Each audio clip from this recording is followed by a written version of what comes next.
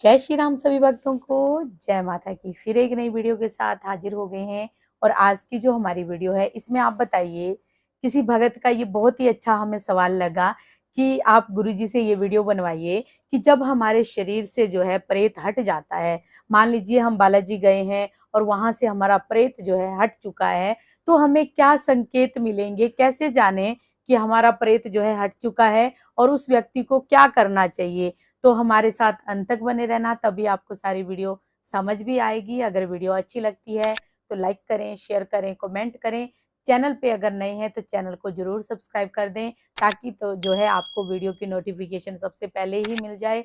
चलिए शुरू करते हैं आज की वीडियो। जय श्री राम। जय श्री राम, जय श्री बालाजी महाराज। माता रानी की कृपा और बाबा की कृपा सदैव आपके ऊपर बनी रहे।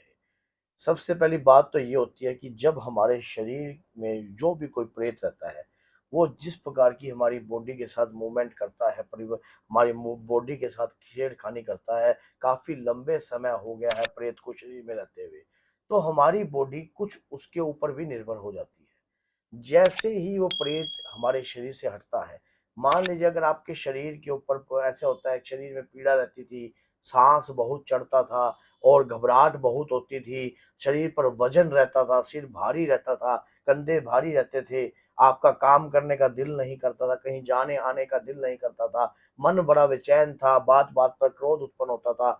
अगर इस प्रकार आपके शरीर में प्रेत की प्रक्रिया है तो थी, और उसके बाद जब प्रेत शरीर से अलग होता है तो इस प्रकार की प्रक्रिया जो है शरीर में अनु उत्पन्न होती है, रिलैक्स हो जाती है बॉडी बिल्कुल। उस दौरान कई बार हम ऐसी गलतियां भी कर देते हैं, जैसे हम मेहंदीपुर बालाजी गए, तो मेहंदीपुर बालाजी में अगर मान लीजिए हमने कोई प्रेत छाया उतारी है, कोई प्रेत छाया का उतारा किया है, या वहां पर बंधन डाला है, वचन बंधन किया है, या गुरु जी के माध्यम से किया है, तो कुछ हम ऐसी गलती करते हैं जैसे कि कुछ प्रेत तोड़ते हैं। उस प्रेत तोड़ने से उस प्रेत हमारे शरीर में है, 41 डेज तक, 41 दिनों तक उसका और हमारा जो है एक ही सिस्टम कनेक्शन। जो है, कनेक्शन जो है वो बना रहता है। अगर 41 दिनों तक आप अपने शरीर को पूर्ण रूप से ब्रह्मचारी और ये लगा लीजिए जो सात्विक खाना। सात्विक आहार ग्रहण कर कर, तामसिकता से दूर रहकर, अपने विचारों को शुद्ध कर कर, प्रभु की भक्ति में लीन होकर अगर हम रहते हैं, तो संभावना ये होती है कि हमारे शरीर में कोई भी प्रेत जो है वो घुसने की कोशिश नहीं करता। क्या होता है कि जब कोई प्रेत छाया शरीर से हटती है, तो उस दौरान हमारा जो शरीर है एक किस्म का कच्चा शरीर होता है। उस दौरान हमें कुछ ऐसे कार्य नहीं करने चाहिए जो करने शोभनीय नहीं है। तो इसमें और भी चीजें साथ में लगने के पूर्ण रूप से चांस रहते हैं, क्योंकि शरीर कच्चा होता है।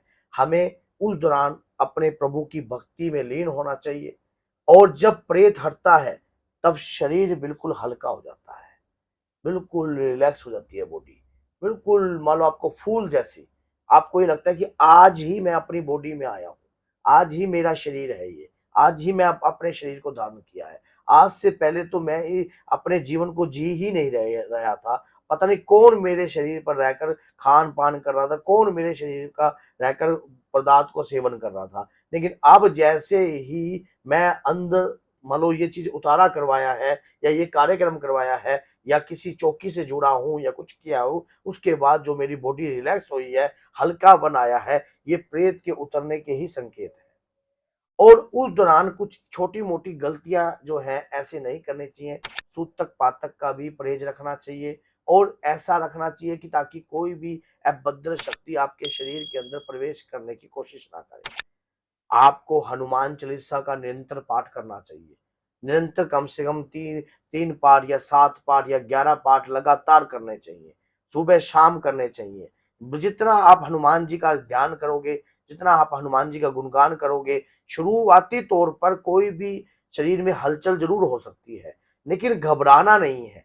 जब हम अपने आप को भक्ति मार्ग पर लगा देते हैं, तो जो भी प्रेत छाया हमारे शरीर पर होती है, वो अपनी पकड़ नहीं बना सकती है। वो हम उसको मेहंदीपुर छोड़ के आए हैं, तो वो मेहंदीपुर ही बैठी बंधन में रहेगी। रहेगी। लेकिन जब हम उसे आने के चांस देंगे, बुलावा भेजेंगे, तो उसके आने के चांस पूर्ण रूप से होते हैं। तो आप के शरीर में जो भी प्रेत छाया है, आप अब चाहते हो कि वो हट चुकी है, तो इस प्रकार की जो मैंने आपको बताया है, परहेज करके चलने हैं, शरीर को सात्विक रखना है, ब्रह्मचारी रखना है, शुद्धि रखनी है दिमाग की, प्रभु के चरणों में लीन रहना है और भगवान का ध्यान करना है, 24 घंटे करना है लगातार। आप कहेंगे 24 घंटे कैसे कर सकते हैं? अपने मन को प्रभु के चरणों में लगा दीजिए बस।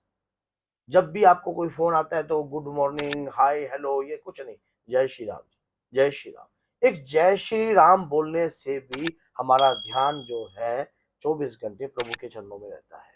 अगर हम बार बार श्री राम जी का नाम लेते हैं, बार बार अपने इष्ट आराध्य का नाम लेते हैं, तब भी हमारे मुख से निकला हुआ बोल भी प्रभु के चरणों में हमें लीन रखता है।